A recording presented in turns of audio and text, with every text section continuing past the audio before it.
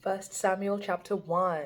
Hello, my name is Lydia and I'm currently reading the entire Bible on average, chapter by chapter, day by day until I get to the end of it.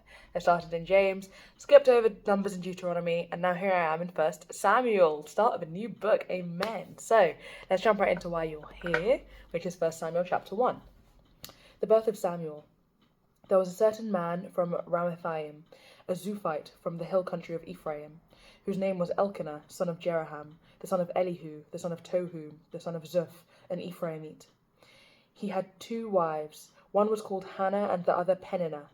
Peninnah had children, but Hannah had none. Year after year, this man went up from his town to worship and sacrifice to the Lord Almighty at Shiloh, where Hophni and Phinehas, the 2 sons of Eli, were priests of the Lord. Whenever the day came for Elkanah to sacrifice, he would give portions of the meat to his wife Peninnah and to all her sons and daughters. But to Hannah he gave a double portion because he loved her, and the Lord had closed her womb. And because the Lord had closed her womb, her rival kept provoking her in order to irritate her. This went on year after year. Whenever Hannah went up to the house of the Lord, her rival provoked her till she wept and would not eat. Elkanah, her husband, would say to her, "Hannah, why are you weeping? Why don't you eat? Why are you downhearted? Don't I mean more to you than 10 sons?" Once, when they had finished eating and drinking in Shiloh, Hannah stood up. Now Eli the priest was sitting on a chair by the doorpost of the Lord's temple. In bitterness of soul, Hannah wept much and prayed to the Lord. And she made a vow, saying, "O Lord Almighty, if you will only look upon your servant's misery and remember me, and not forget your servant, but give her a son, then I will give him to the Lord for all the days of his life, and no razor will be used on his head." Ever be used on his head. So apparently this is something that they do, because I've just read Judges, and that's what they did with Samson. So whenever people are offered, whenever men are offered to the Lord, they must stay unshaven. Learn something new every day. Anyway, as she kept on praying to the Lord, Eli observed her mouth. Hannah was praying in her heart, and her lips were moving, but her voice was not heard. Eli thought she was drunk, and said to her, "How long will you keep on getting drunk? Get rid of your wine."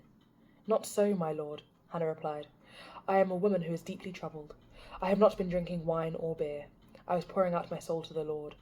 Do not take your servant for a wicked woman. I have been praying here out of my great anguish and grief." Eli answered, "Go in peace, and may the God of Israel grant to you what you have asked of him." She said, "May your servant find favour in your eyes."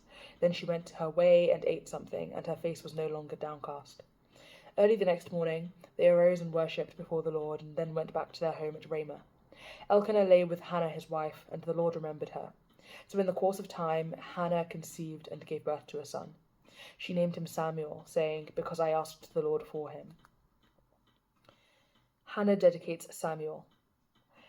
When the man Elkanah went up with all his family to offer the annual sacrifice to the Lord and to fulfill his vow, Hannah did not go.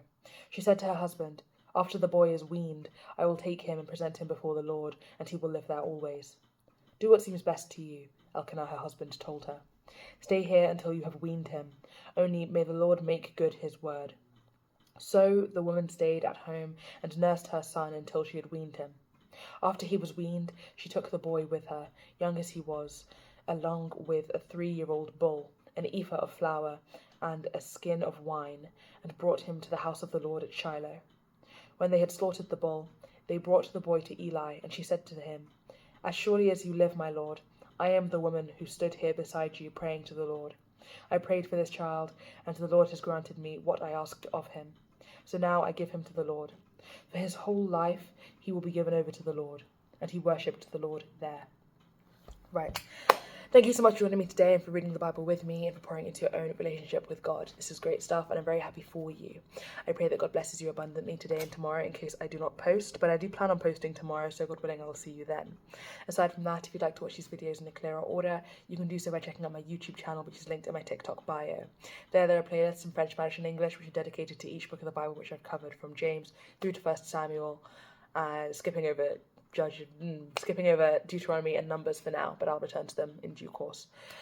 I mentioned French and Spanish. French and Spanish are not my first languages by any means, and therefore I'm not fluent in them, but God willing I will be eventually. So if you are fluent in them and you do want to support those videos, feel free to, but don't expect the world. I'm getting there, but I'm not there yet.